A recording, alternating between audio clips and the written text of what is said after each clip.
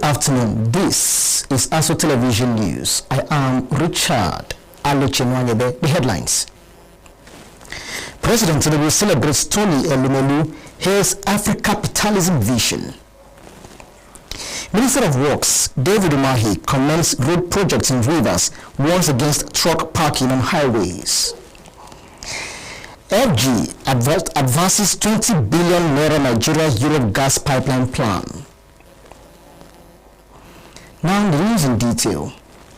President Bola Tinubu has congratulated renowned economist, banker and philanthropist Tony Elumelu on the occasion of his birthday on March 22nd, which is today, 2026.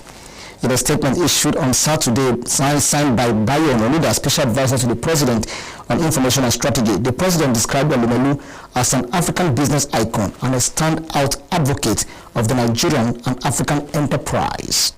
Elumelu is the chairman of Hess Holding, United Bank for Africa, Transcorp, and the founder of the Elumelu Foundation.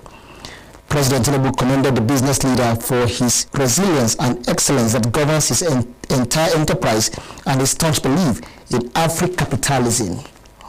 The president also praised Elumelu's commitments to youth development, particularly through the Tony Elumelu Foundation's entrepreneurship program, which he noted has so far trained 2.5 million young Africans in 54 countries and empowered over 24,000 budding African entrepreneurs with non-refundable seed capital of $5,000 each.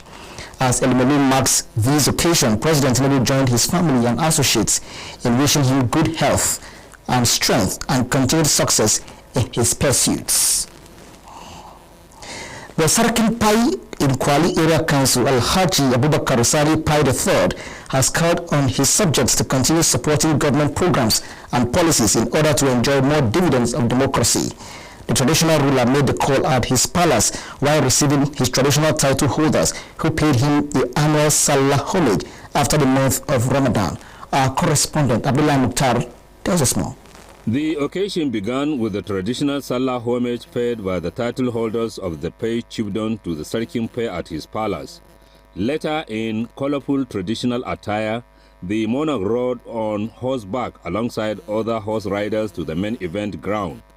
In an interview, the Sarkin Pai, Alhaji Abubakar Sani Pai III, said the significance of the annual celebration is to revive and preserve the cultural heritage of their forefathers.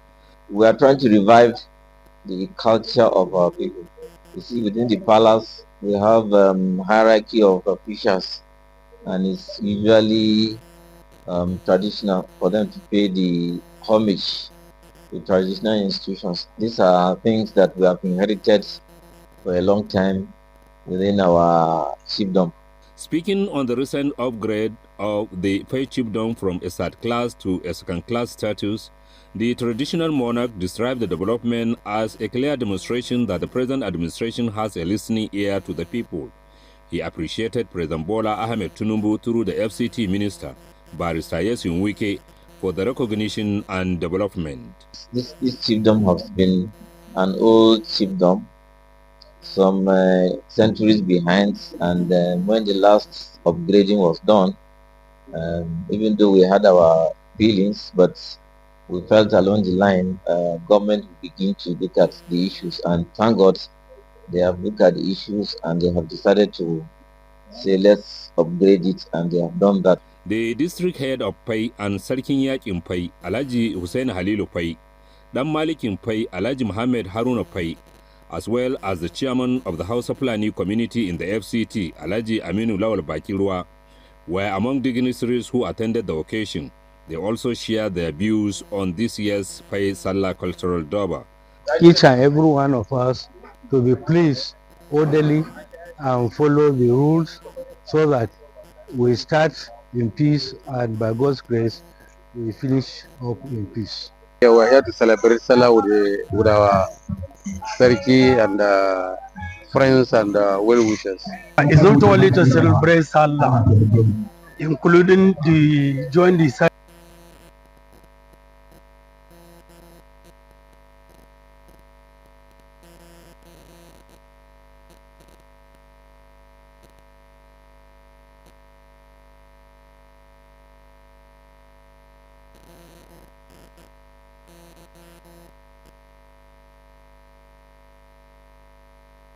The chairman of Abaji Area Council, Alhaji Abubakar Umar Abdullahi, has paid a solemn homage to the honor of Abaji, and chairman of the FCT Traditional Council of Chiefs, Alhaji Dr. Adamu Baba Yunusa, at his palace in Abaji, where he was officially turbaned as the Magajin Garin Abaji.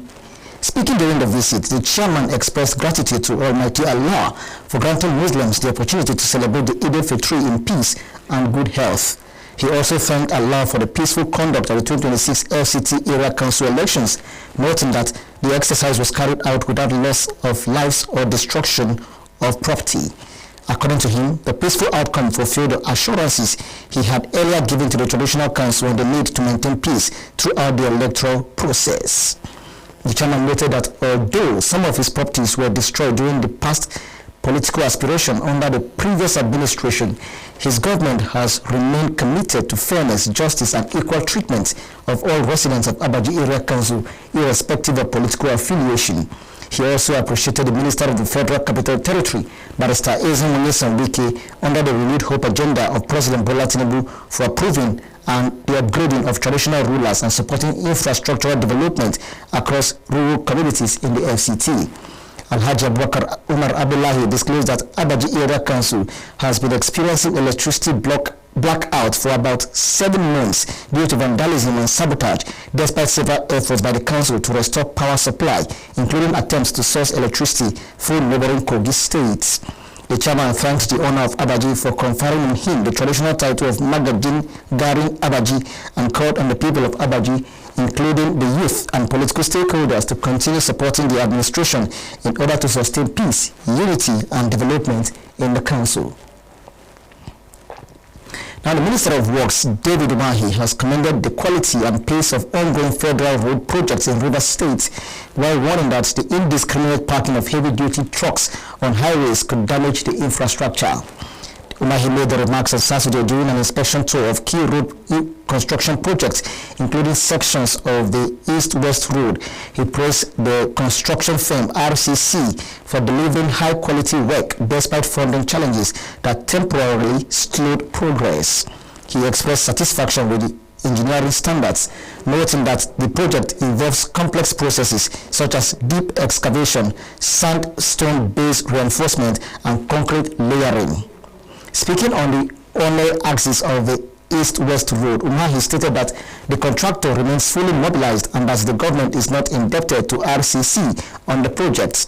He explained that the perceived slow pace of work is due to the technical nature of the construction, assuring that quality will not be compromised in the pursuit of speed. The minister disclosed that the initial timeline to commission parts of the road by May be extended to allow for additional features